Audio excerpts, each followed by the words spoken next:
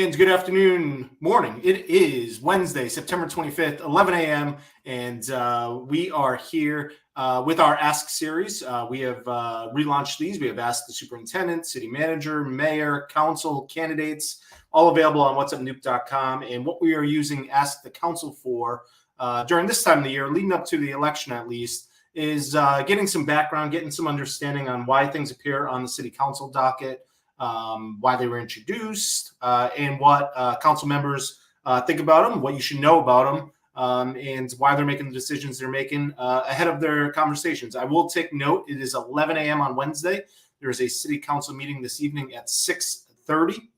Due to the city hall elevator being out of service, tonight's city council meeting has been moved to Pell Elementary School. So meeting tonight is at Pell Elementary School. Joining us today is Councilor Mark Aramli. Councilor Aramli, how are you? Doing great, Ryan. Thank you. I was talking with the mayor the other day, and we were going over the agenda. And I'm glad that you decided to join us. I should make note that I've invited all of council members to join us, talk about items on the docket.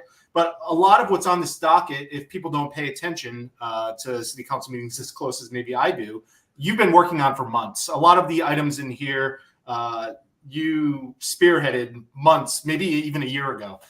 So this is your opportunity to talk about some of the items they're on. I know that there's short-term rentals. There is carousel. So why don't you take it away, what you want people to know? Thanks, Ryan. First, let me thank you for putting this series together. I really feel the more transparent city government can be with the residents and the more information they have about how things are working and why they're working the way they are, and the more involved they can be, the better the process runs. And so I think this series was a great idea, and thank you for sponsoring it. The biggest things on the agenda this evening, we're going to be having our second reading of the sewer water bill charge that really was a big hiccup in city decision making and rollout. And of course, I think the best place for information on that is to watch the workshop that is on the City of Newport Granicus video streaming recording of that workshop that was held last week. But to condense it into a very, very short, brief description, we made a mistake. We didn't know that what we were approving during the budgetary process would result in this kind of impact to very low water consumption individual users. It was never explained to us by the city administration who made the proposal. And somebody somewhere got the math really bad, and we all missed it. And so we are going to be fully repealing that. Everybody will be getting refunds.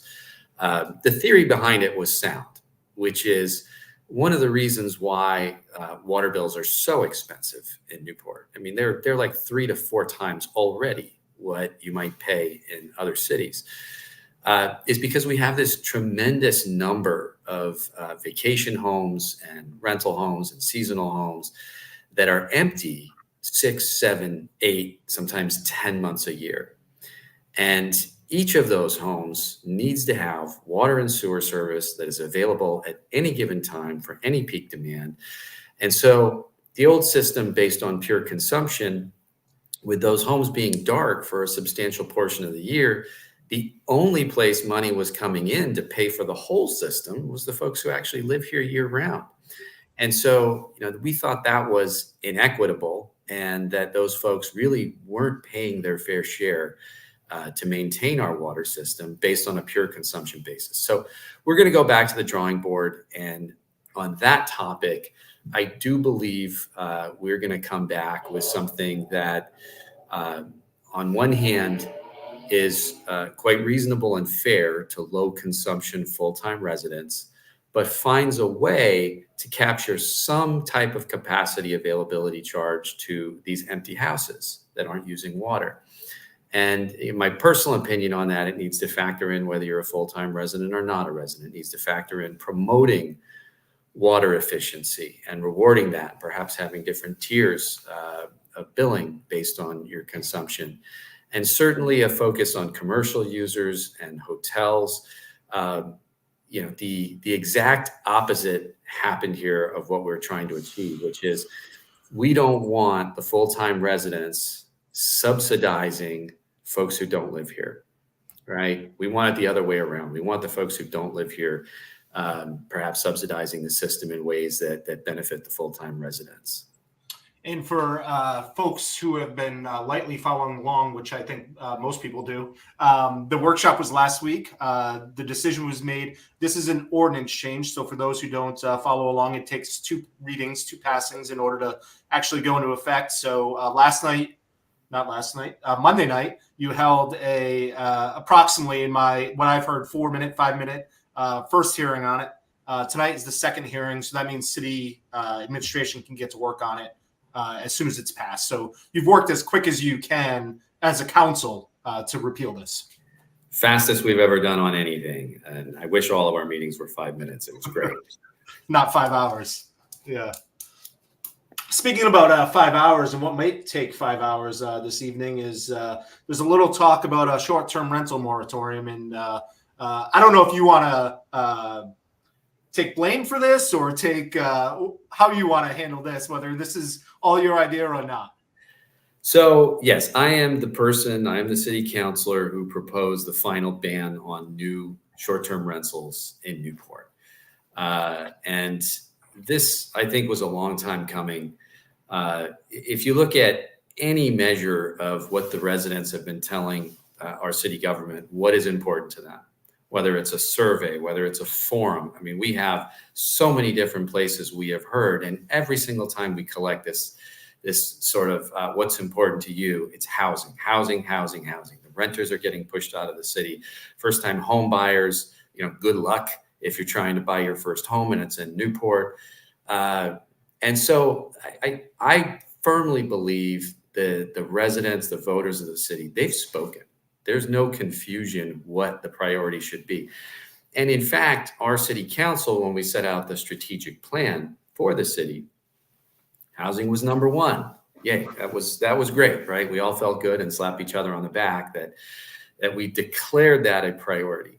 However, I will say this body, city council as a body, I'm not referring to this particular one, but just the city council as a body in Newport, historically has had a way of speaking out of 2 sides of its mouth when it comes to housing, which is we say it's important, we say all the right things, but when it comes to a time to actually make the bold and brave management decisions on how to improve housing in the city, we don't always deliver. And in this case, we've had 2 major drivers which have really gobbled up what we call middle-class workforce housing, right? Ordinary, everyday folks who want to work in the city and live in the city. This is not subsidized, affordable housing. This is, your folks making $50,000 a year plus. And what has gobbled up that housing over the last few years are short-term rentals and out-of-state second homeowners, right? In fact, Newport was written up by some national magazine as the best place in America to own a vacation home, right? I don't want to be famous for that because that is pushing out the folks who rent here, and it is pushing out folks who want to own their first home here, or even moving from another place and maybe not their first home, but just entry-level home buyers. So if we are going to impact this problem materially, we need to be making bold and brave moves and bold and brave decisions. And so the prior city council had closed off new Airbnbs in residential areas. I think they should have done that years ago. That was before my time. In my opinion, this was a known problem that was happening, and the city council took too long to act. And by the time they acted, I think probably somewhere between 5 and 10% of our available housing stock for workforce housing gobbled up. It's gone, right? We still have some areas of the city where Airbnbs are allowed. And so what I have proposed is just simply unilaterally, we got to ban new ones. We don't need any more.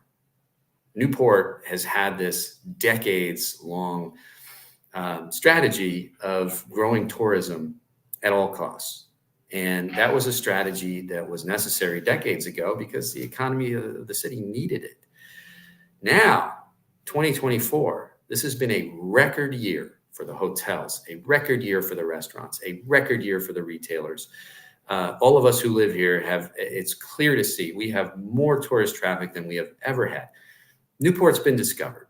Our tourist economy is healthy, and pursuing tourism at all costs, I think we finally realized there is a cost.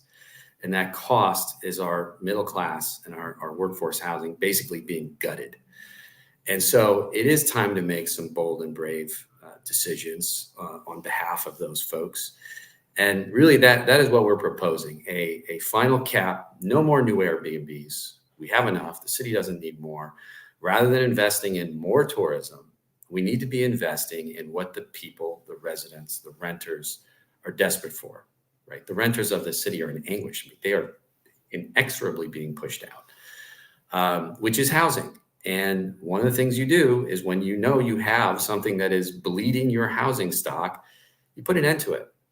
And so what this resolution and ordinance change will not do, it will not impact folks who already own and operate a short-term rental or Airbnb, right? This is a cap on new ones.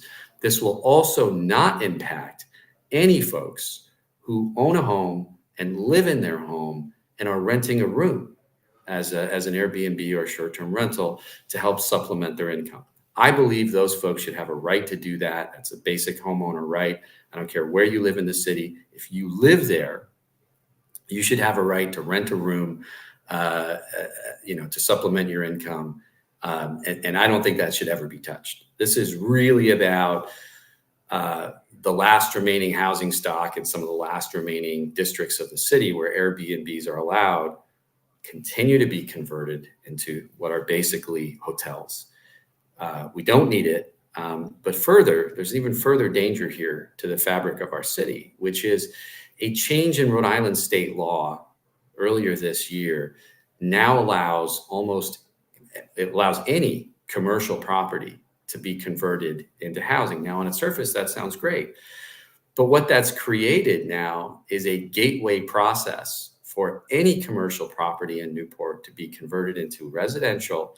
And then if we don't pass this, to then be converted into a short-term rental and Airbnb. So not only has the Airbnb phenomenon gutted some of our housing, now the mom and pop shops on Broadway and Thames Street, right? These folks that they're not national chains. These are local business owners.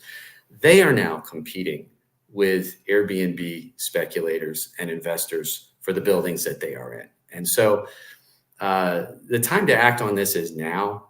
I think that this is one of the most important things that City Council will have voted on this year. And yes, I am the sponsor, but I do believe it's got support from a number of other councilors. And certainly, we've heard from the special interest groups and the tourism boards and, other folks like that this is a bad thing.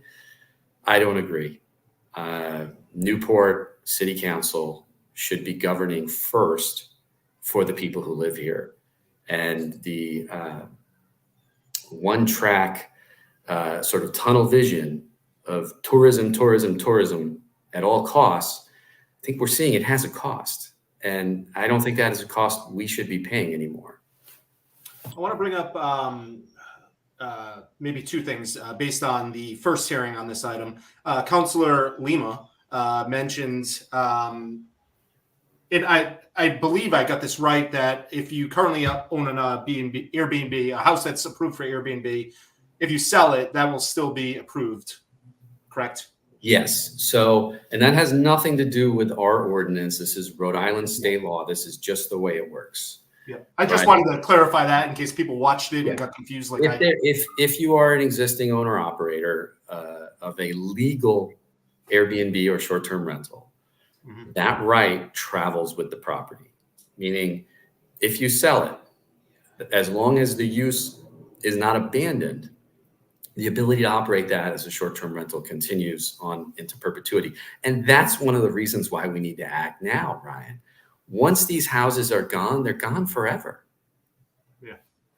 And then my follow-up, and this wasn't brought up, it was kind of danced around a little bit by zoning, but do you think, speaking of agenda items, if this is passed, there's possibility for some kind of cap coming on bed and breakfasts or hotels down the line?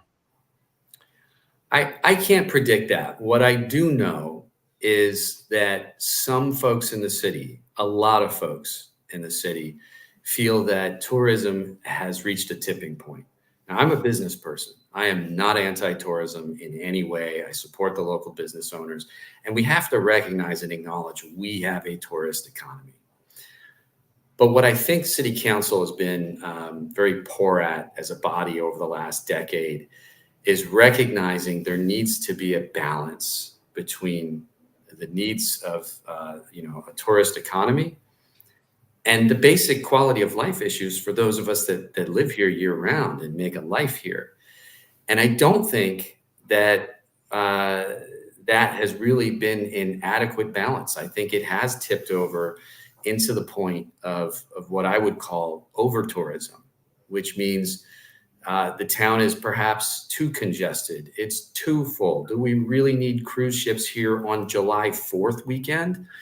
And so where I think this is headed, and something I'll be proposing later on if I'm elected by the voters into another term, is a tourism master plan, right? We have a strategic plan for the city. We have a comprehensive land use plan for the city. We have a master transportation plan for the city. But to date, as centric as tourism is to our city, we have never really charted out how far do we want to go? Do we want another 2 million visitors a year? Do we want another 10 hotels? Do we want no hotels? And this is something where I believe the residents need to have their voices heard. So, in many ways, I am not on city council to promote my personal vision for the city. I'm here to collect and understand and listen to what the residents want for the city that they live in. And, I have heard this from countless folks. I want to put on record, I am not anti-hotel and certainly not anti-tourism, but bringing things into balance and having a perspective that quality of life for full-time residents, it matters. We cannot keep ignoring it in favor of tourism. We'll just a little preview of my own here. We'll be talking tourism tomorrow with Evan Smith from Discover Newport at 10:30 a.m. And one of the notes he sent over to me was the need for a tourism master plan. So everybody can tune in tomorrow, and maybe you too, if we'll connect if you haven't already on that. It is a fairly full docket. I know you have a resolution on there. What else do you want to talk about regarding tonight's agenda? There's a nice resolution in there, which is what I call the softer nice ones, right? Which is about the Easton's Beach Carousel, and I didn't sponsor that. I signed on to it. It was Mayor Tsai's resolution, but when we tore that building down over there, I toured it before everything came down, and I looked at it, and I looked at the metal horses and the shape they were in. I'm like, man, this must have been so cool when this was an attraction that folks visiting the beach could enjoy. And I think we need to not lose sight of the future for that carousel. So this is one of those softer things. It's just telling the city, we don't want to forget about this. We don't want this stuff to go into dark storage and forget that we have it. Let's understand what the cost would be for us to bring that carousel back, and where could we bring it back elsewhere in the city. It doesn't mean we're going to do it. It is not a direction to the city to do it. It's just, let's get our arms around what's involved here so that on the next budgetary cycle, we can begin talking about this and prioritizing it. And really, I look at this as one of those things where, perhaps we get some of the local donor community and local foundations in the city, to help support this as something that's great for our local city culture, and some park somewhere is going to host this thing. Yeah, it's an easy resolution compared to some of the recent ones that have been introduced, and it is just to explore the option what opportunities are there to keep it around. So Mhm. I don't see that being a very controversial item tonight. Anything else on the agenda? It's the kind we all love, right? Yes. It's the ones that we all can feel good about, and we know it's just going to be positive discussion. There's a lot of stuff on the agenda, which is wrap up of zoning related changes. And I do want to talk about that because I've been one of the principal proponents on city council this particular term on improvements to our zoning code. So, this really revolves around my perspective, that I've heard from countless homeowners that, if you own a home or even a commercial building, that Newport has become a place where it is very difficult with the amount of red tape that you got to go through to alter, improve, and repair your property in the way normal homeowners or property owners do. Whether it's changing a roof or adding a shed or putting an addition on or anything, we have a zoning code that by design has caused 80% of our parcels to be non-conforming. And so you have homeowners having to get variances for the silliest, smallest little things. You have, a process which has gotten a lot better, by the way, from 2 years ago. But a process that 2 years ago, some folks were waiting 6 months, 6 months, 8 months to be given permission to do what we would consider an ordinary alteration, repair, or improvement in their home or property.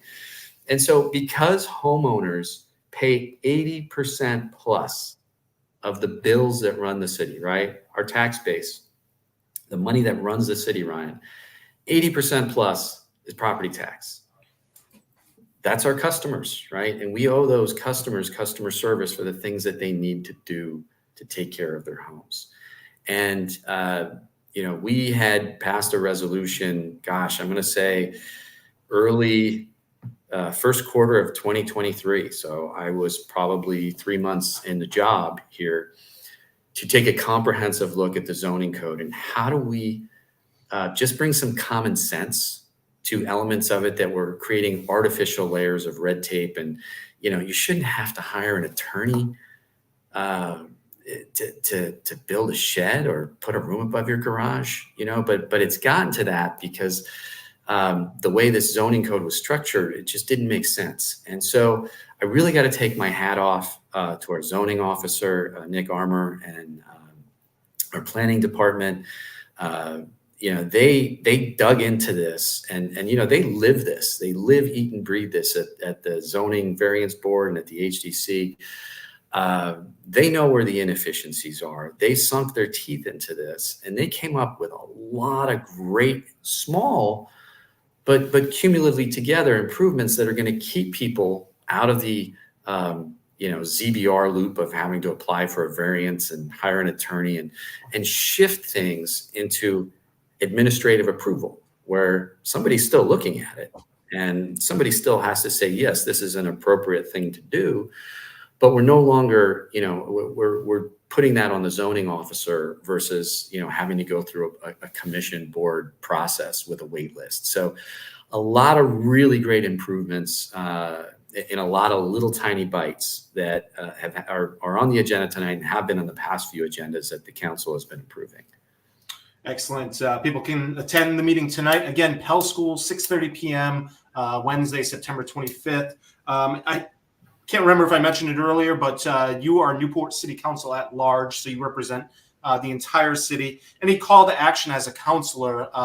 What do you want to hear about from residents, business owners? Is there anything that you need from the people that you represent? Yeah, the most important message any councilor should be giving out is that we work for you. Really, you don't work for us. We work for you. I was inspired by the number of folks who showed up on the sewer charge issue for the workshop. The more you get involved, the more you make your voice heard, the more emails you send, the more phone calls you make, the more you show up, the better the system runs. Because we are not here as city councilors to implement our personal agendas. We are here to govern for you. And really that's the message the more involved the citizens are in this process, the better everything runs. Yeah, if you pay attention, things make a whole lot more sense. And it's a lot easier to spot misinformation or disinformation or just some random thought somebody puts up there on any of the social networks. Right, Ryan, you brought up a great point. There has been a lot of misinformation and rumor milling on what's happening in Newport City government in some of our local social media blogs. It is important. I have folks coming up and asking me questions. I'm like, no, that's not real. That's not true. That's not what we're doing. Because there is, it's the nature of the internet, right? Folks are free to post whatever they want. And sometimes things spread that just simply aren't accurate. And so I think another really important message to folks who want to follow what's going on and want to learn more, they want to understand the nuances, just pick your sources carefully. Make sure you are getting your news from credentialed news media outlets. We've got a couple of great ones in the city versus social media, because the social media is like a landfill of stuff. Some of it's accurate and some of it's not. Excellent. And we'll leave it there. We will be chatting about your campaign next week on October 1st, Tuesday, October 1st at 12:30 p.m. So if people want to learn more about you running for re-election, all of that good stuff, they can tune in now. And we appreciate you taking the time to join us today, Councilor. Thank you, Ryan. Have a great day. You tonight. So that is Councilor Mark Aramli, who joined us to talk about tonight's City Council meeting and some of the reasons he has support and brought forward some of the things that are on there. Again, the Newport City Council meeting this evening, September 25th, is at Pell Elementary School because of the elevator issue at Newport City Hall. For the full City Council docket, cityofnewport.com. If you missed any portion of this interview, want to watch it again, want to watch any of our Ask the Council, Ask the Candidate, Ask the City Manager, Ask the Superintendent, all available on whatsupnewt.com. Thanks for watching.